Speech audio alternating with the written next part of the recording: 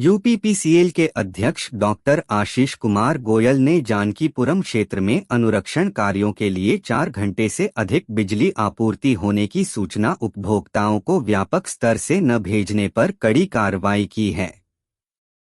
उन्होंने क्षेत्रीय मुख्य अभियंता और अधीक्षण अभियंता को प्रतिकूल प्रविष्टि देने के साथ संबंधित अधिशासी अभियंता और एसडीओ को निलंबित करने के निर्देश दिए हैं।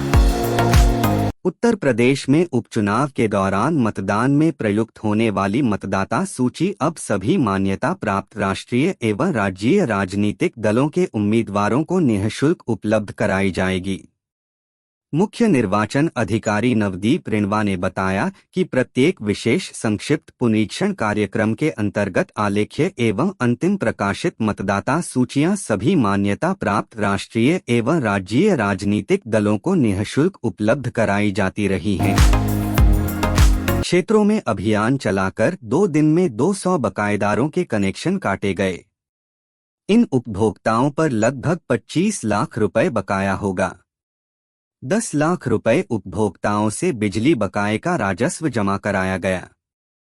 इसी तरह सिविल लाइंस क्षेत्र के अजीतपुर व आगापुर क्षेत्र में 150 बकायेदार उपभोक्ताओं के कनेक्शन काट गए, जबकि 5 लाख रुपए का राजस्व जमा कराया गया। रजा मुराद ने कहा कि पिछले दिनों उन्होंने अयोध्या में रामलीला में विभीषण की भूमिका निभाई। इससे पहले वह राजा जनक, राजा दशरथ, कुंभकर्ण और अहिरावण की भूमिका भी निभा चुके हैं। अयोध्या में वाकई बहुत शानदार रामलीला होती है। इसमें अभिनय करना उन्हें बहुत अच्छा लगता है। उन्होंने नैनीताल रोड पर चाकू चौक पर पहुंचकर दुनिया के सबसे बड़े चाकू के साथ फोटो भी खिंचाया। नए कानून के तहत राज्य में पहली सजा सुनाई गई है। अतरौली में मानसिक रूप से परेशान 11 साल की किशोरी से दुष्कर्म के मामले में आरोपी को महज 29 दिनों में 20 साल कारावास की सजा सुनाई गई है। मिशन शक्ति अभियान के तहत यह निर्णय पॉक्सो की विशेष अदालत के न्यायाधीश सुरेंद्र मोहन ने सुनाया है। वहीं संघ प्रमुख अतिथियों के लिए बनाई गई सप्तकुटीर के गौतम ऋषि कुटीर में ठहरने के लिए चले गए। सरसंघ चालक की सुरक्षा में 70 दारोगा, 12 इंस्पेक्टर, 7 सीओ, 2 एसपी, करीब 500 से अधिक कांस्टेबल सहित पीएससी की बटालियन आईआरएफ के जवान तैनात रहे। भागवत जी के स्वागत के लिए खास लोगों को ही चुना गया था। नोएडा प्राधिकरण के नए नोएडा मास्टर प्लान 2041 को शासन से स्वीकृति मिल गई है। इस शहर को 209.11 वर्ग किमी 20,911.29 हेक्टेयर भूमि पर बसाया जाएगा। इसमें औद्योगिक, आवासीय, ग्रीन एरिया और रिक्रिएशनल गतिविधियों के लिए जगह होगी। इस नए शहर में 6 लाख लोग रहेंगे और पहले फेज में 3 लाख लोगों को रोजगार के साधन उपलब्ध होंगे। दीपोत्सव ने केवल देश बल्कि की पूरी दुनिया में यूनिक इवेंट की तौर पर अपनी पहचान सशक्त कर चुका है, जिसे देखने के लिए देश विदेश से दर्शक अयोध्या आते हैं।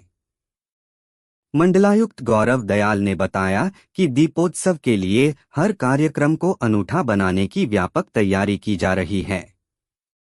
दीपोत्सव में विभिन्न प्रकार की लाइटिंग से अयोध्या को सजाया जा रहा है। एसएसपी राजेश द्विवेदी ने बताया कि महाकुंभ के दौरान देश दुनिया से बड़ी संख्या में श्रद्धालु आएंगे। ऐसे में उनकी भाषा भी अलग अलग है। इसके लिए भाषिणी ऐप तैयार किया गया है। पुलिसकर्मियों को भाषिणी ऐप के संचालन की ट्रेनिंग दी जा रही है। इसके जरिए विभिन्न भाषा बोलने वाले श्रद्धालुओं की भाषा को समझने व गाइड करने के लिए ऐप के जरिए मदद कर सकेंगे। उत्तर प्रदेश की 9 विधानसभा सीटों पर होने वाले उपचुनाव के लिए सीएम योगी आदित्यनाथ ने प्रभारी मंत्रियों और पार्टी पदाधिकारियों को जीत का मंत्र दिया है। उन्होंने बूथ स्तर तक चुनाव प्रबंधन को मजबूत करने के निर्देश दिए हैं। साथ ही कहा है कि चौपालों के माध्यम से जनता से सीधा संवाद कर उनकी समस्याओं का समाधान निकाला जाए। राइट्स इन इंडिया दंगों की जड़ में सिर्फ आंतरिक कमजोरी ही नहीं बल्कि विदेशी ताकतों का भी बड़ा हाथ है। उत्तर प्रदेश के पूर्व डीजीपी डॉक्टर विक्रम सिंह ने दैनिक जागरण से खास बातचीत में कई अहम मुद्दों पर खुलकर अपनी राय रखी। जानिए दंगों को रोकने के लिए क्या कदम उठाए जाने चाहिए और समाज की क्या भूमिका होनी चाहिए। पीएफआई प्रवर्तन निदेशालय एड ने शुक्रवार को प्रतिबंधित कट्टरपंथी संगठन पीएफआई को लेकर कई बड़े खुलासे किए, जिसमें ईडी ने बताया कि संगठन के सिंगापुर और खाड़ी देशों में 13,000 से भी अधिक सक्रिय सदस्य हैं। इसके साथ ही संगठन ने विदेशों से हवाला के जरिए भारत में पैसे ट्रांसफर किए और उनका इस्तेमाल आतंकी गतिविधियों के लिए किया। ईडी ने नया सर्कुलर जारी कर अपने अधिकारियों या जांच अधिकारियों को निर्देश दिया है कि वे समन पर बुलाए गए लोगों से बेवक्त पूछताछ न करें। कार्यालय के समय के दौरान ही पूछताछ करें। पूछताछ के लिए कार्यालय में घंटों इंतजार न कराएं। ईडी ने बॉम्बे हाई कोर्ट के निर्देश के बाद 11 अक्टूबर को यह सर्कुलर जारी किया है। केंद्र सरकार ने विजया किशोर रहाटकर को राष्ट्रीय महिला आयोग का नया अध्यक्ष नियुक्त किया है। विजया किशोर रहाटकर को रेखा शर्मा के स्थान पर राष्ट्रीय महिला आयोग (एनसीडब्ल्यू) का नौवां अध्यक्ष नियुक्त किया गया है। राष्ट्रीय महिला आयोग अधिनियम 1990 की धारा के तहत की गई नियुक्ति 3 साल के लिए है। रहाटकर का कार्यकाल जल्द शुरू हो जाएगा। केंद्रीय मंत्री प्रहलाद जोशी के भाई को महिला से 2 करोड़ रुपए की धोखाधड़ी करने के आरोप में गिरफ्तार किया गया है।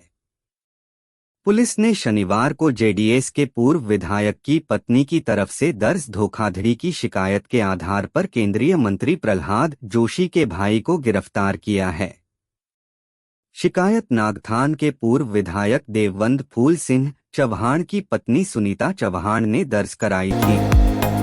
झारखंड इलेक्शन 2024 झारखंड के कार्यवाहक डीजीपी अनुराग गुप्ता को पद से हटाने का निर्देश दिया गया है। चुनाव आयोग ने ये निर्देश झारखंड सरकार को दिया है और साथ ही शाम 7 बजे तक इसका अनुपालन प्रस्तुत करने का आदेश दिया है। पिछले चुनावों के दौरान अनुराग गुप्ता के खिलाफ आयोग द्वारा की गई शिकायतों और कार्रवाई के इतिहास को ध्यान में रखते हुए यह निर्णय लिया गया है। भारत सरकार ने भगोड़े आतंकवादियों की लिस्ट जारी की है। इस लिस्ट में कनाडाई सीमा सेवा एजेंसी के अधिकारी का नाम शामिल है। दीप सिंह सिद्धू प्रतिबंधित एसिफ का सदस्य और सीबीएस से कार्यरत है। सिद्धू पर पंजाब में आतंकी गतिविधियों को बढ़ावा देने का आरोप है। बलविंदर सिंह सिद्धू की हत्या को अंजाम देने के लिए संदीप सिंह सिद्धू पाकिस्तान में मौजूद आतंकी लखबीर सिंह रोडे के संपर्क में था। वीएचपी प्रोटेस्ट इन तेलंगाना में आज विश्व हिंदू परिषद ने राज्यव्यापी विरोध प्रदर्शन का ऐलान किया है। प्रदेश के सभी जिला मुख्यालयों में प्रदर्शन किया जाएगा। हैदराबाद के 2 स्थानों पर प्रतिमाओं को खंडित करने के विरोध में विहिप ने प्रदर्शन की घोषणा की।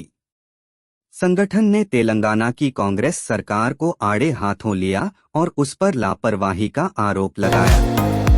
पीएम मोदी शनिवार को कर्मयोगी सप्ताह यानी राष्ट्रीय शिक्षण सप्ताह की शुरुआत करेंगे। इसके तहत लोक सेवकों के लिए व्यक्तिगत और संगठनात्मक क्षमता विकसित करने की दिशा में नए सिरे से प्रोत्साहन देने की कवायद की जाएगी।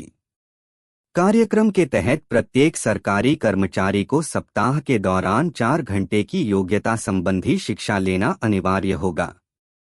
वहीं सेमिनार और कार्यशालाओं का आयोजन होगा।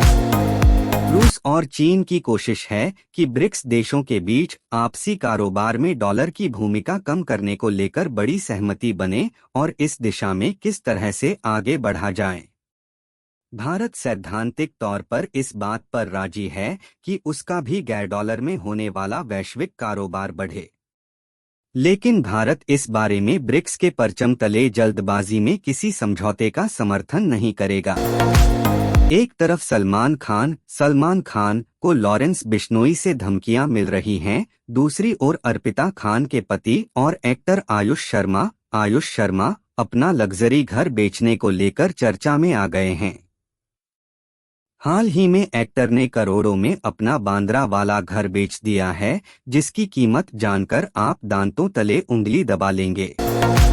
Action thriller Jigra Jigra box office collection और कॉमेडी ड्रामा विकी विद्या का वो वाला वीडियो बॉक्स ऑफिस कलेक्शन ने एक साथ बेझिझक होकर सिनेमाघरों में एंट्री मारी। आलिया को राजकुमार राव की फिल्म से बड़ा झटका मिला है। हालांकि वीकेंड पर दोनों में से किस फिल्म को फायदा मिला है, चलिए आपको बताते हैं। सोशल मीडिया पर कम एक्टिव रहने वाले नागा चैतन्य जल्द ही दूसरी बार दूल्हा बनने वाले हैं। अभिनेता ने पिछले महीने long time girlfriend Sobhita Dhulipala के साथ सगाई की थी। सगाई के बाद एक्टर ने पहली बार मंगेतर के साथ सोशल मीडिया पर तस्वीर शेयर की है और ट्रोल्स से बचने के लिए उन्होंने एक रास्ता अपनाया है। साथ निभाना साथिया में गोपी बहू का किरदार निभाकर मशहूर हुई देवोलीना भट्टाचार्य जल्द ही मां बनने वाली हैं। एक्ट्रेस ने पिछले महीने ही अपनी प्रेगनेंसी का ऐलान किया था। अब डिलीवरी से पहले देवोलीना मैटरनिटी शूट के लिए लाइमलाइट बटोर रही हैं। उन्होंने लेटेस्ट मैटरनिटी शूट के साथ अपनी प्रेगनेंसी के अनुभव को शेयर किया है। देखिए उनकी तस्वीरें। बिग बॉस 17 से पॉपुलैरिटी हासिल करने के बाद अंकिता लोखंडे के पति विक्की जैन अब अभिनय की दुनिया में कदम रखने वाले हैं। वह शाहरुख खान के डेब्यू शो फौजी के सीक्वल में नजर आएंगे।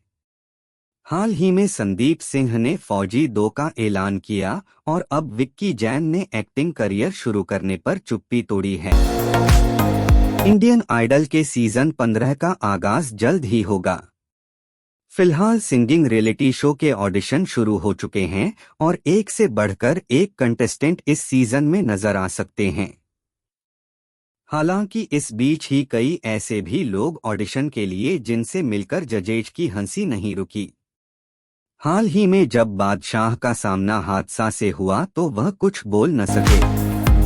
IPL 2025 के मेगा ऑक्शन से पहले रिटेंशन के लिए सभी टीमें अपनी अपनी लिस्ट बनाने में जुटी हैं। रिटेंशन की घोषणा से पहले मुंबई इंडियंस में रोहित शर्मा का भविष्य सबसे बड़ा मुद्दा रहा है। ऐसी चर्चाएं भी रहीं कि वह RCB में शामिल हो सकते हैं। न्यूजीलैंड के खिलाफ पहले टेस्ट मैच के दौरान चिन्नास्वामी में फैन ने रोहित से ही पूछा कि वह कौन सी टीम से खेलेंगे। घरेलू क्रिकेट में उम्दा प्रदर्शन कर रहे ईशान किशन को ऑस्ट्रेलिया दौरे के लिए इंडियाई टीम में जगह मिल सकती है। इंडियाई बॉर्डर गावस्कर ट्रॉफी से पहले ऑस्ट्रेलियाई टीम के खिलाफ 2-4 दिवसीय टेस्ट मैच खेलेगी। BCCI ने अभी टीम का ऐलान नहीं किया है, लेकिन माना जा रहा है कि ऋतुराज गायकवाड़ या अभिमन्यु ईश्वर टीम के कप्तान हो सकते हैं। ICC महिला T20 वर्ल्ड कप में कई सालों बाद कोई नया चैंपियन मिलेगा। इस बार ऑस्ट्रेलिया की बादशाहत खत्म करके साउथ अफ्रीका ने लगातार दूसरी बार फाइनल में पहुंची है। वहीं 14 साल बाद न्यूजीलैंड ने फाइनल में जगह बनाई है। साल 2016 के सेमीफाइनल में वेस्टइंडीज से मिली हार का बदला भी चुकता किया। फाइनल मैच 20 अक्टूबर रविवार को खेला जाएगा। रणजी ट्रॉफी के इलीट D ग्रुप में खेल के दूसरे दिन भी दिल्ली की हालत बद से बदतर रही। वॉशिंगटन सुंदर ने 152 और प्रदोष पोल ने 117 रन की पारी खेली। दूसरे दिन का खेल खत्म होने तक दिल्ली टीम ने बिना विकेट खोए 43 रन बना लिए हैं। तमिलनाडु टीम ने पहली पारी 6 विकेट खोकर 674 रनों पर पारी घोषित की।